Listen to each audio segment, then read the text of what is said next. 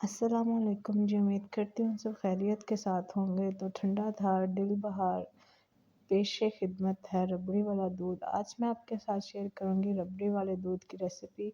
बाज़ारों में महंगे से महंगा रबड़ी वाला दूध पीने से अच्छा है कि घर में हेल्दी तरीके से बनाएं और पता होगा क्या क्या चीज़ें गई हैं, क्योंकि homemade is the best.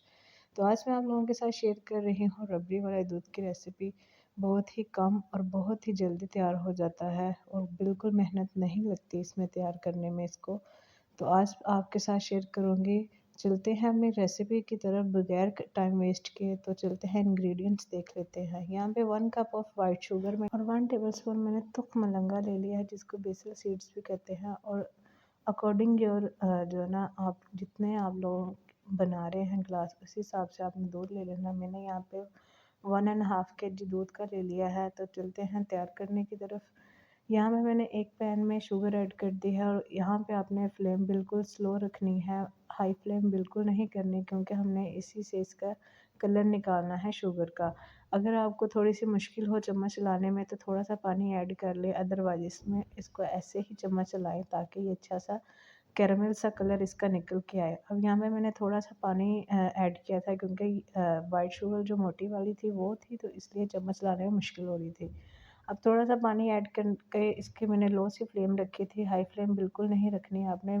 Low flame पर इसको अच्छे से कुक करना है। आपने चम्मच बिल्कुल नहीं छोड़ना, इसको अच्छे से हिलाते रहना है ताकि ये जले नहीं। और अच्छे से इसको मिक्स करते रहना है और थोड़े ही टाइम में ये एक लिक्विडी सा बैटर बन जाएगा।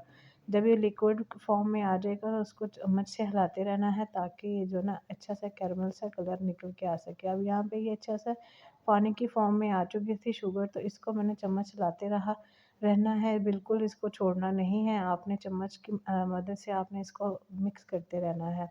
ये कुछ टिप्स होती हैं जिसको फॉलो करने से बेहतरीन सा जायका आएगा इसके अंदर। आपने इसको चम्मच को हिलाते रहना है, ये इतना चलाना है कि ये एक कैरमल सा कलर इसका निकल के आ जाए।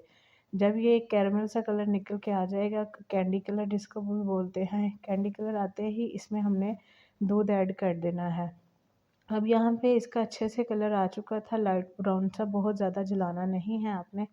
तो इसमें मैंने दूध ऐड कर दिया था। जैसे ही आपने दूध ऐड करना है तो ये एक मतलब जैसे चीनी जम जाती है, इस तरह से ये जम जाएगा नीचे। तो परेशान नहीं होना, जैसे-जैसे दूध गर्म होगा तो ये मेल्ट हो जाएगा अच्छे से। यहाँ पे मैंने तकरीबन 1.5 kg दूध इस्तेमाल किया है, अच्छे से इसको मेल्ट करके। तो मैंने यहाँ पे 2 से 3 जो अदद छोटी इलायची होती है वो भी ऐड की थी, अच्छे फ्लेवर के लिए और खुशबू के लिए।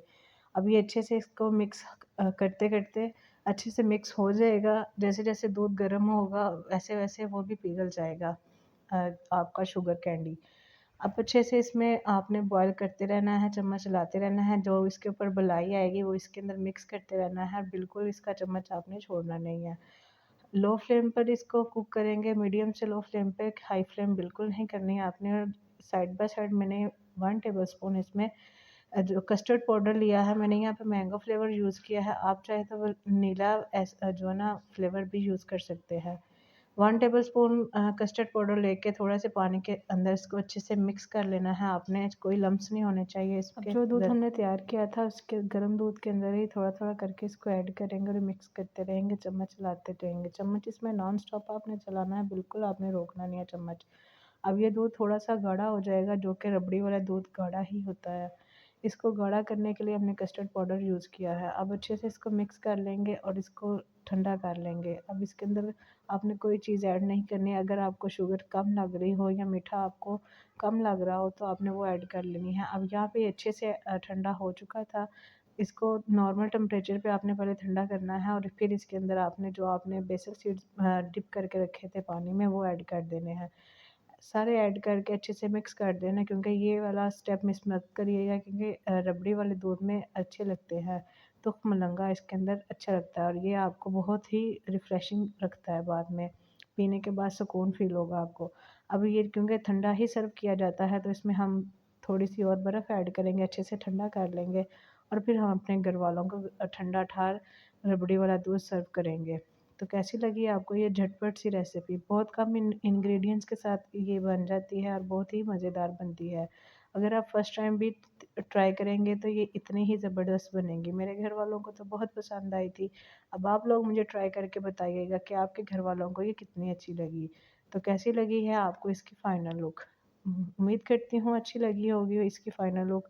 मज़े-मज़े की वीडियोज़ देखने के लिए मेरे चैनल को सब्सक्राइब कर लें। यही आपका प्यार और यही आपकी एप्रिसिएशन होती है। और बेल आइकन का बटन प्रेस कर लीजिएगा क्योंकि मज़े-मज़े की वीडियोज़ आपका वेट कर रही हैं। तो मिलते हैं अपने नेक्स्ट वीडियो में। ओके जी, फिर अल्लाह हाफ़िज़।